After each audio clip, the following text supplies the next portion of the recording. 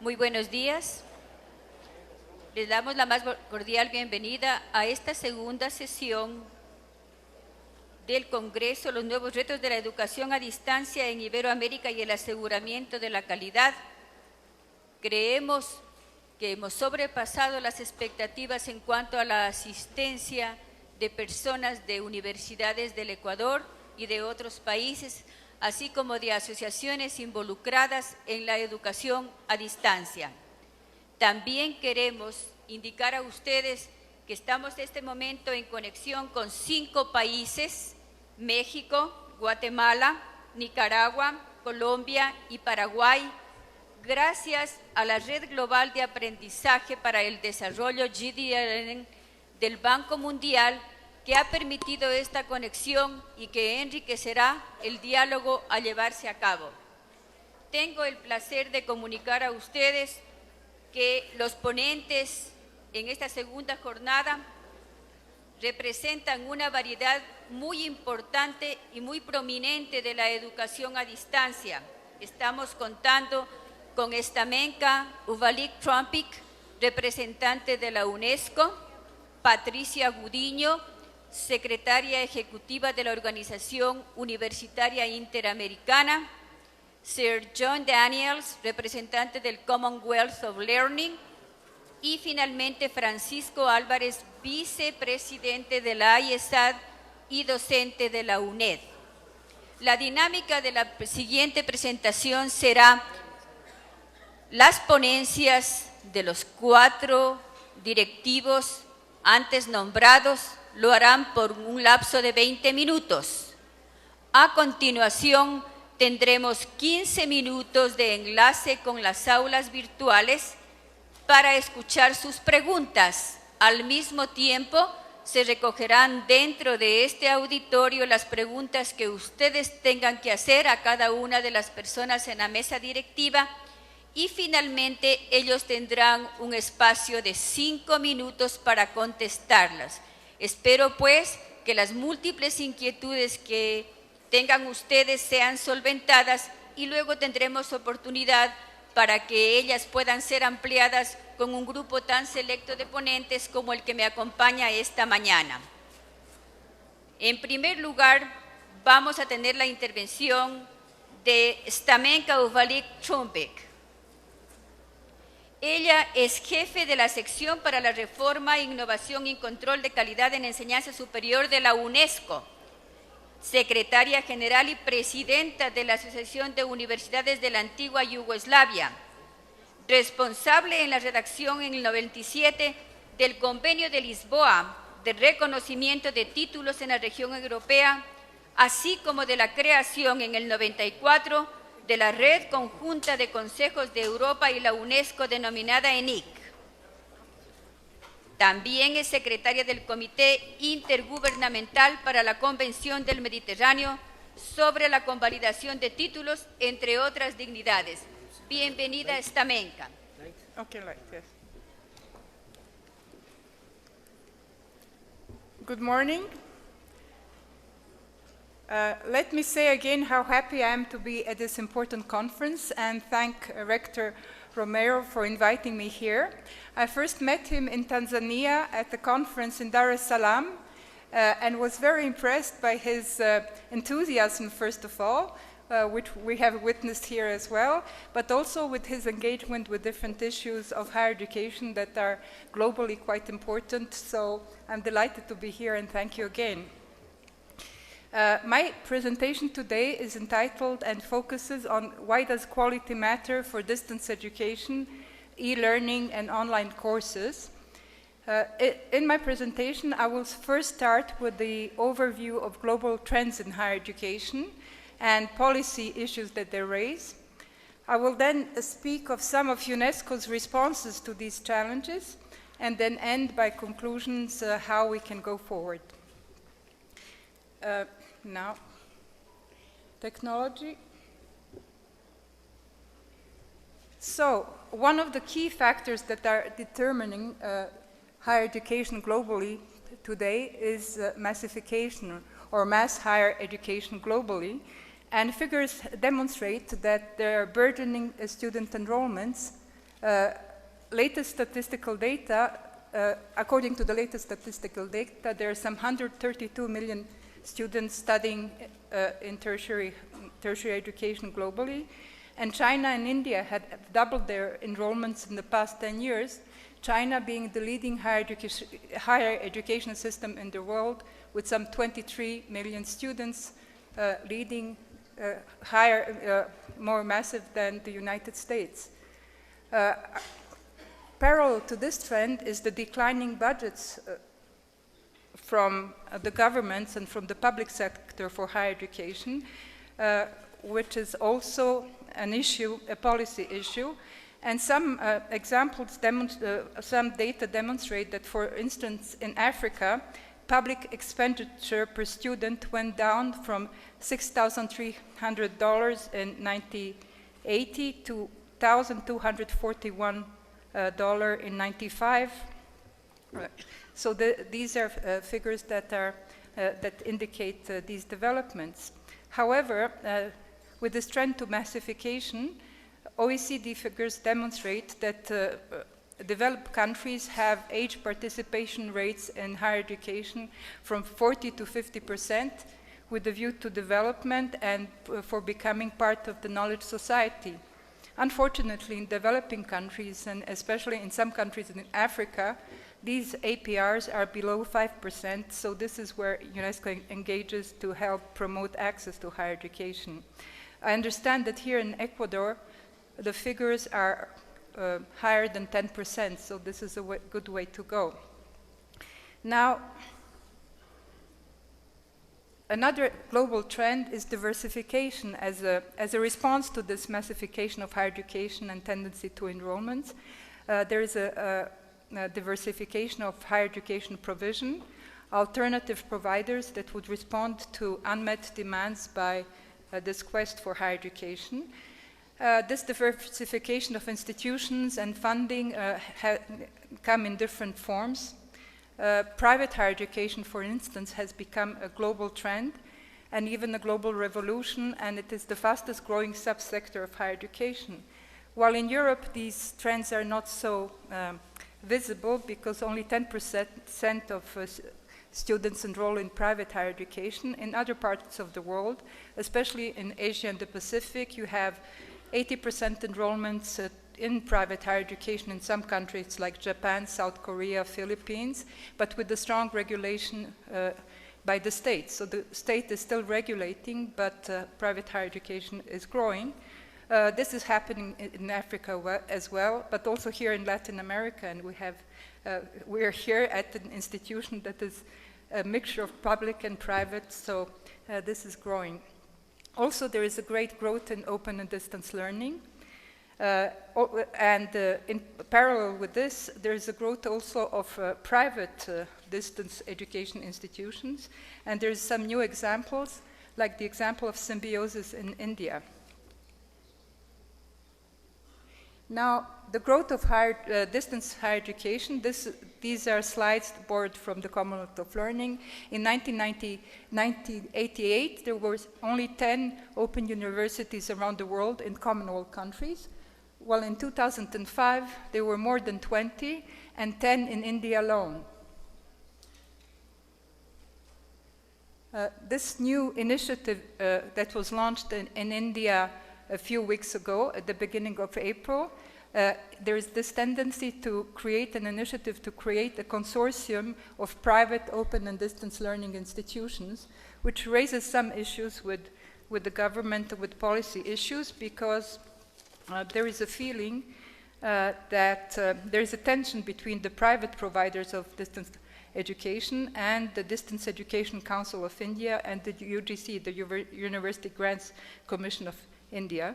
Private providers consider that higher education is overly regulated in India, while the government and the regulatory bodies question sometimes the quality of distance education and especially of private provision. Another global trend is internationalization and especially the growing student mobility. And figures demonstrate that there were 2.4 million students that went abroad in 2004, and African students were the most mobile in the world, 1 out of 16 students going abroad was from Africa, and there was a threefold increase since 1980. The Global Student Mobility Report foresees that in 2025 this will even grow further, and there will be 7.2 million students wanting to study abroad. Another phenomena in mobility is that not only students travel, but there is the mobility of programs and institutions. And this slide, which will be made available to you all, demonstrates some of these figures. And since I want to keep the time, I will not go through all of them. But I will just mention one percentage, that 33% of all international students enrolled in Australian institutions studied from their home country in 2004, which is up from 24% in 1996. There are such trends in other parts of the world as well, and we are also witnessing a great diversification of learners, lifelong learners, adult learners, learners at a distance, etc. And there is a great growth in cross-border higher education, and ICT-enhanced cross-border higher education is likely to become a most significant development. Now, what are the policy issues linked to what I have just presented? Will international online higher education, can it be the answer to expanding access to higher education, and especially access to quality higher education, which is UNESCO's concern? What are the policies that governments can develop to adopt and to make cross-border higher education a positive contribution and an element of capacity building at national level? What are the challenges of quality assurance, and in particular also of the recognition of qualifications? How does one deal with so-called bogus institutions and degree mills? So these are only some of the challenges. Now, UNESCO tries to offer some responses to that, and these are the three core functions of UNESCO: setting standards, building capacity, and acting as a clearinghouse. And I will give some examples of all three of these functions. In standard setting, UNESCO has 6 regional conventions on the recognition of diplomas that date from the 70s, but now are being updated and revised to meet new challenges. And Latin America has one, which is coordinated by IESALC, the Institute for Higher Education, located in Caracas, that covers Latin America and the Caribbean. This convention is a bit dormant now, but we hope that it can be used as a good tool and a legal instrument. In 2005, we developed also as a standard setting instrument, a global instrument together with the OECD, the guidelines on quality provision and cross-border higher education. And I'm very happy that in this audience, I can see Nora Espina from Cuba, who was part of the drafting group. But we had many others from Latin America. We had an expert from Colombia and from other countries. And these guidelines, and I'm glad that this morning, as one of the challenges mentioned by Virtual Educa, was the issue of transnational education. So how to deal with the quality of cross-border provision of higher education. And the main element of these guidelines, and you can see them in all the 6 languages of UNESCO on the screen. And I have a copy, several copies here with me, so if anybody is not acquainted with the guidelines, so you can have them from me. So they address 6 stakeholders that deal with the quality of cross-border higher education that should do something about it. Governments, higher education institutions, student bodies, quality assurance bodies, recognition bodies, and professional bodies. The guidelines now, being a global tool, not a regional one, have also come and have been included in the Bologna process because of the export of higher education from Europe towards other parts of the world. And there will be a seminar at the end of the year. Now, one of the forms of capacity building that UNESCO promotes for quality assurance is the Global Forum on International Quality Assurance, Accreditation, and the Recognition of Qualifications, which has had so far 3 meetings with thematic debates.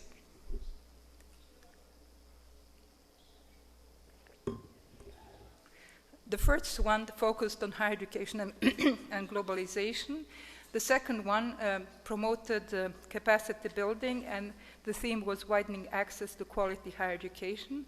While the third one in Tanzania that I mentioned earlier was focused on learners and new higher education spaces and how to guide these new learners in these spaces. One more example of capacity building is a very new one. It's a partnership between UNESCO and the World Bank to support regional networks for quality assurance. It was launched at the beginning of the year. It covers regional networks from Africa, Arab states, Asia and the Pacific, Latin America and the Caribbean, as well as the International Network for Quality Assurance in INQUAQUE. And from Latin America is the RIASIS network, which again is represented here by Nora Espina, so we're on the way. And I'm pleased to hear that some of these networks are really focusing on quality assurance of distance education as well. Part of our clearinghouse function is a publication that we've been publishing for the past 60 years. It's one of the traditional publications of UNESCO Study Abroad that gives different information to students, mainly about scholarships and where to go to study.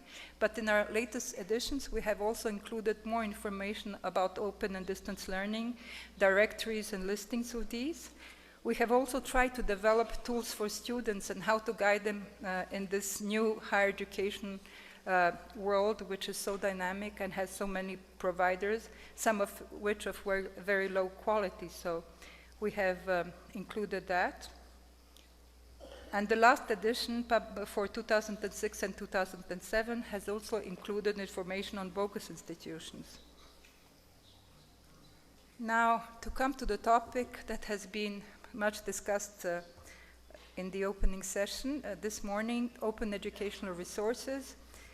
UNESCO, also within its clearinghouse function, has developed a community of interest, an electronic community of discussion on open educational resources.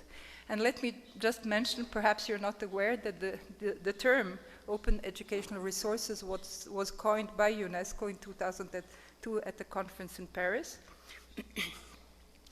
This community of interest includes now more than 600 members from 98 member states, and it's been running since 2005. And lately, a little brochure has been produced on the way forward, and we were discussing what is the way forward with open educational resources. I also have a few copies with me, so I'll be happy to share it. Sir John Daniel, who will be speaking after me, my former colleague and boss from UNESCO, will speak more about this issue in his presentation, which comes after.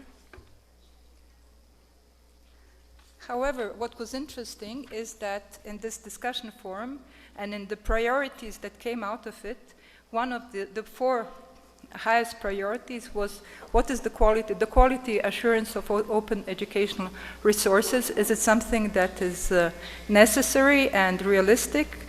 And it appeared that some guidelines would be needed on how to assess quality of higher education, of open educational resources, which is of course linked to the broader issues of accessing information on the internet and what about quality. So, I think I have concluded and perhaps convinced you that quality does matter, but which is the way to go? And this is a sculpture, a Giacometti sculpture that we have in UNESCO that I used to ask what is the way forward. One of the new projects that we're developing now, which is a follow-up to the guidelines on quality provision and cross-border higher education, is developing a portal on accredited or recognized higher education institutions around the world. We are now in the pilot phase still, which has come to an end, which included 14 countries. Out of those, Argentina and Jamaica from this part of the world. But listening to the Vice Minister from Colombia this morning, I think that we would very much hope to have Colombia on board because of the registry that they have, but also all the countries from Latin America, because the objective of this portal is to be global and to cover all countries of the world. And our institute in Caracas will be an implementer of this for this region. So this pilot phase will be online at the end of the month of May.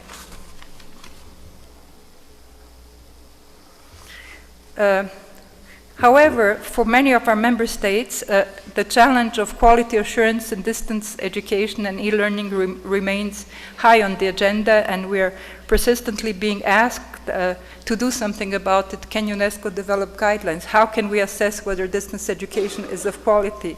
Are the qualifications received through distance education of the same quality as other ones? So we are trying to do work internationally on this. And one of the examples that was presented in Tanzania was the e-excellence manual developed by EADTU, and Pete Hendricks is here, so I'm sure he will mention it in his discussions later. So we are working on this together with the EADTU to see how to develop models from Europe and adapt them to other regions of the world. We are also trying to develop criteria and best practices for cross-border higher education through distance learning, together with the Commonwealth of Learning and the OBHE, the Observatory on Borderless Higher Education. However, one of the challenges, I have the red light already, is the issue of degree mills and bogus institutions, which is a big problem. I will show you just a few examples of these.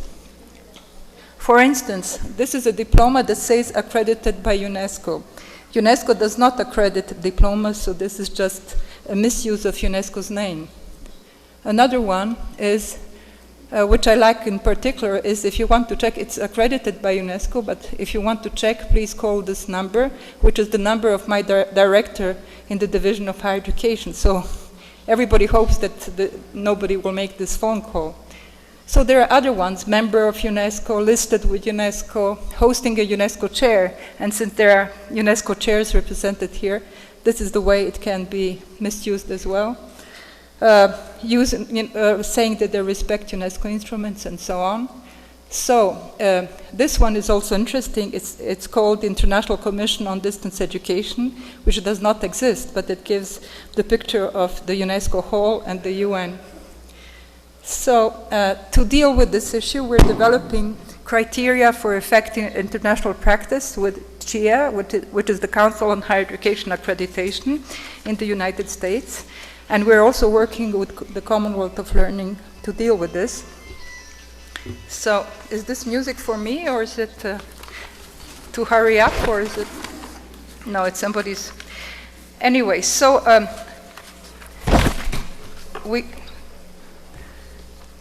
I'm drawing to the conclusion of my presentation. As I said, we're trying to move ahead by using partnerships and developing them further.